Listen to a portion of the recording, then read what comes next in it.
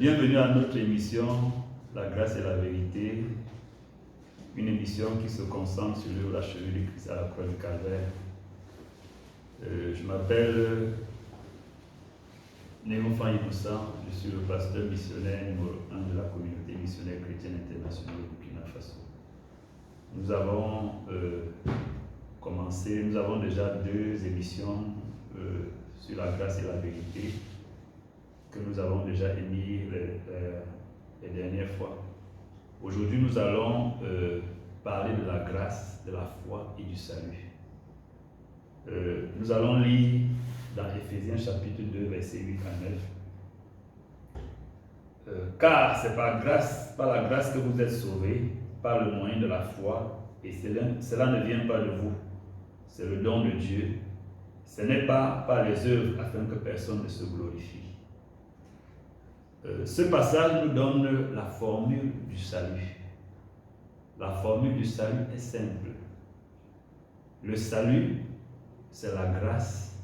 Pour obtenir le salut, il faut la grâce plus la foi. Donc la grâce plus la foi égale le salut. Nous sommes sauvés par la grâce au moyen de la foi sans avoir à accomplir une œuvre quelconque. Maintenant, nous allons prendre le temps pour pouvoir définir les mots grâce, le mot salut, le mot foi, pour permettre que nous puissions comprendre comment toutes ces choses s'harmonisent. La grâce, c'est quoi? La grâce, c'est ce que Dieu a fait pour l'humanité au travers de la crucifixion, de la mort, de l'enterrement et de la résurrection de Jésus. Et c'est cet évangile de grâce que Paul prêchait. L'évangile révèle la justice de Dieu et non le péché de l'homme. Lisons un peu dans Romains chapitre 1, versets 16 à 17. Romains chapitre 1, versets 16 à 17. Car je n'ai point honte de l'évangile, c'est la puissance de Dieu pour le salut de quiconque croit, du juif premièrement, puis du grec, parce qu'en lui est révélée la justice de Dieu par la foi et pour la foi, selon qu'il est écrit, le juste vivra par la foi. Ce passage nous montre que l'évangile, déjà, c'est la puissance de Dieu. Ça veut dire l'évangile libère la puissance de Dieu. Quand l'évangile authentique est prêché, la puissance de Dieu est libérée pour pouvoir résoudre les problèmes des hommes qui croient en cet évangile-là. Le vrai message de l'évangile révèle comment Dieu a résolu le problème de l'humanité à travers le sacrifice de Jésus. Souvent, quand nous prêchons l'évangile, certaines personnes nous écoutent et après disent que vous n'avez pas parlé du péché. Bon. L'évangile ne révèle pas le problème de l'humanité. L'évangile révèle la solution au problème de l'humanité. L'évangile révèle comment Dieu, au travers du sacrifice de Jésus, a résolu les problèmes de l'humanité. Donc, nous avons le choix entre parler du problème et parler de la solution. Et je crois que si on a un médecin ici, on lui demande s'il faut parler du cancer ou parler du remède qui guérit le cancer, le choix est évident, il parlera du remède parce que celui qui souffre du cancer sait déjà qu'il souffre du cancer et il cherche le remède. Il n'a pas besoin qu'on lui dise comment le cancer est très mauvais. Il a besoin du remède pour pouvoir être guéri du cancer. Donc l'évangile révèle le remède de Dieu au problème du péché, le remède de Dieu au problème des maladies, le remède de Dieu au problème des oppressions démoniaques, le remède de Dieu au problème de la pauvreté. C'est ce que l'évangile révèle. L'évangile révèle le remède de Dieu aux malédictions. Donc, l'apôtre Paul dit clairement que l'évangile révèle la justice de Dieu. Ça veut dire que l'évangile révèle comment Dieu rend les gens justes lorsqu'ils croient en Jésus. Comment Dieu les déclare non coupables quand ils croient en Jésus. Quand nous lisons 1 Corinthiens chapitre 15, le verset 1 à 4, ce passage résume l'évangile que l'apôtre Paul prêchait. Et il disait que lui, il prêchait cet évangile et les autres apôtres prêchaient ce même évangile. Qu'est-ce qu'il dit ici? Je vous rappelle, frères, l'évangile que je vous ai annoncé, que vous avez reçu, dans lequel vous avez persévéré et par lequel vous êtes sauvés. Si vous le retenez tel que je vous l'ai annoncé, autrement vous aurez cru en vain.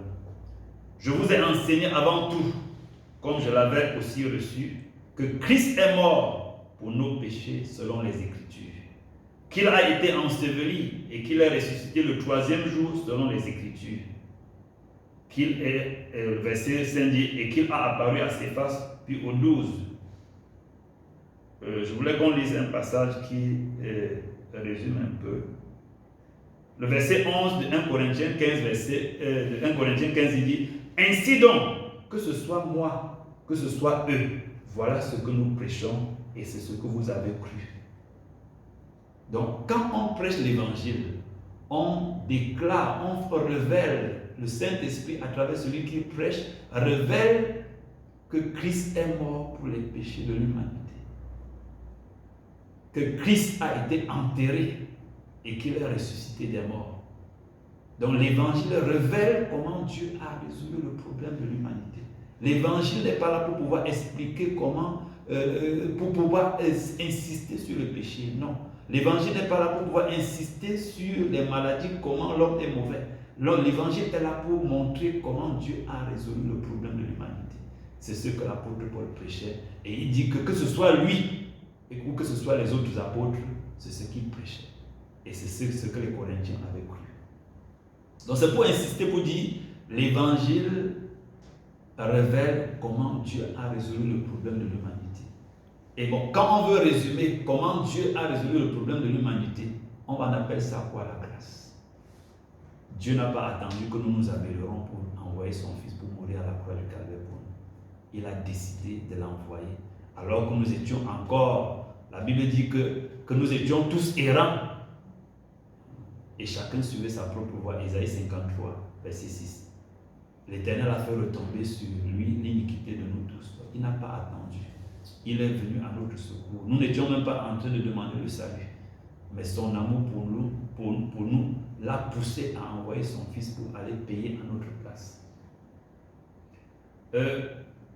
Dans Romains chapitre 2, verset 4, nous lisons une déclaration très puissante de l'apôtre Paul, poussée par le Saint-Esprit. Il dit, où méprises-tu les richesses de sa bonté, de sa patience et de sa longanimité, ne reconnaissant pas que la bonté de Dieu pousse à la repentance. Lorsque l'évangile est prêché correctement par la puissance du Saint-Esprit, il se produit un changement de pensée appelé repentance. C'est la bonté de Dieu qui produit la repentance. Ce n'est pas la peur de Dieu. Ce n'est pas la peur de la colère de Dieu. Ce n'est pas la peur du jugement de Dieu. C'est la bonté de Dieu qui pousse les hommes à se repentir. Ça veut dire à changer de pensée vis-à-vis de Dieu. Lorsque tu croyais que Dieu était en colère contre toi, on vient t'expliquer que, comme nous avons vu à l'autre émission, que Jésus a apaisé la colère de Dieu contre nous à cause de nos péchés. Donc, c'est une bonne nouvelle. Quand vous apprenez que vous croyez que Dieu était contre vous, c'est lui qui mettait les maladies sur vous, c'est lui qui mettait les souffrances sur vous. Et Isaïe 53 dit qu'il a mis nos souffrances sur Jésus, il a mis nos douleurs sur Jésus, que Jésus a porté nos maladies et que le jugement qui nous attendait est tombé sur Jésus. C'est une bonne nouvelle. La pensée que vous avez vis-à-vis de Dieu change. La repentance a lieu. Donc c'est la bonté de Dieu qui pousse à la repentance et non la colère et le jugement de Dieu. Et ce que nous devons également découvrir, c'est que quoi? La repentance, ce n'est pas une œuvre humaine. La repentance est un don de Dieu. Et Actes chapitre 11, verset 18 nous dit quoi? Quand l'apôtre Pierre est allé dans la maison de Corneille, il a prêché. Il est arrivé à Jérusalem, on a commencé à le reprocher d'être entré chez les gentils, de manger avec eux.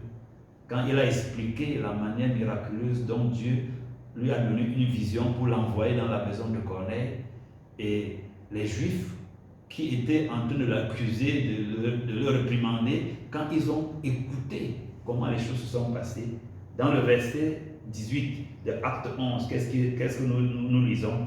Après avoir entendu cela, ils se calmèrent, ils glorifiaient Dieu en disant, Dieu a donc accordé la repentance aussi aux païens, afin qu'ils aient la vie.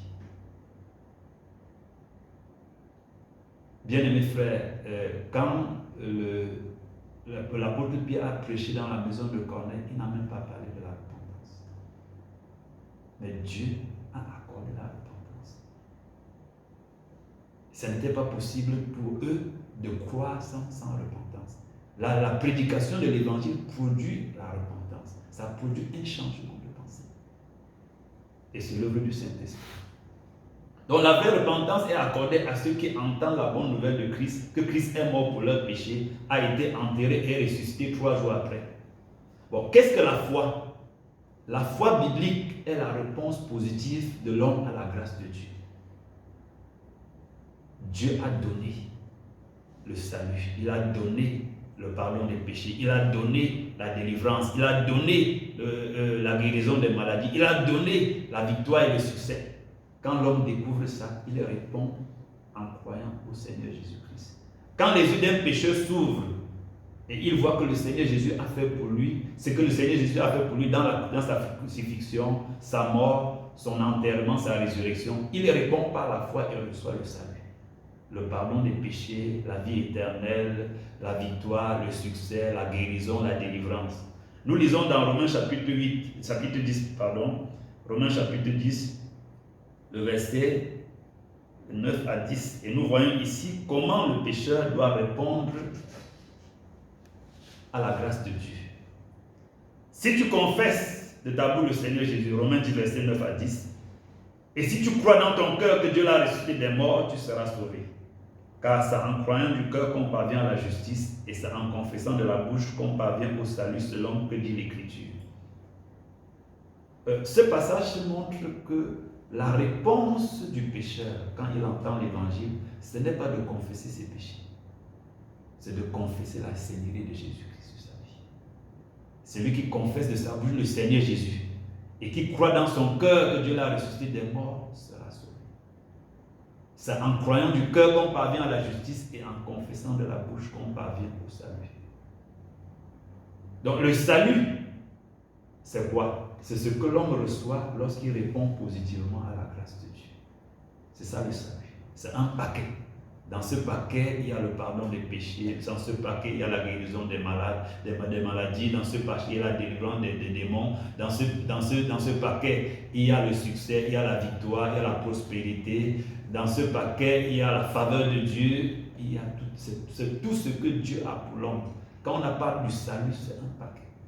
Et quand l'homme répond à la grâce de Dieu par la foi, il reçoit le salut. Le salut, c'est quoi? C'est ce que l'homme reçoit en répondant à la grâce de Dieu, en répondant positivement à la grâce de Dieu, sans mettre sa foi, sans les œuvres. Il met sa foi dans l'œuvre achevée de Christ à la croix du Calvaire. Donc le vrai salut ne s'obtient pas par les œuvres, mais en mettant la foi dans ce que Jésus a fait pour nous en Christ. Le vrai salut s'obtient de cette façon-là. Que ce soit la guérison, que ce soit la délivrance, que ce soit le succès, que ce soit la vie éternelle, que ce soit la protection divine, tout cela est obtenu par la foi en Jésus.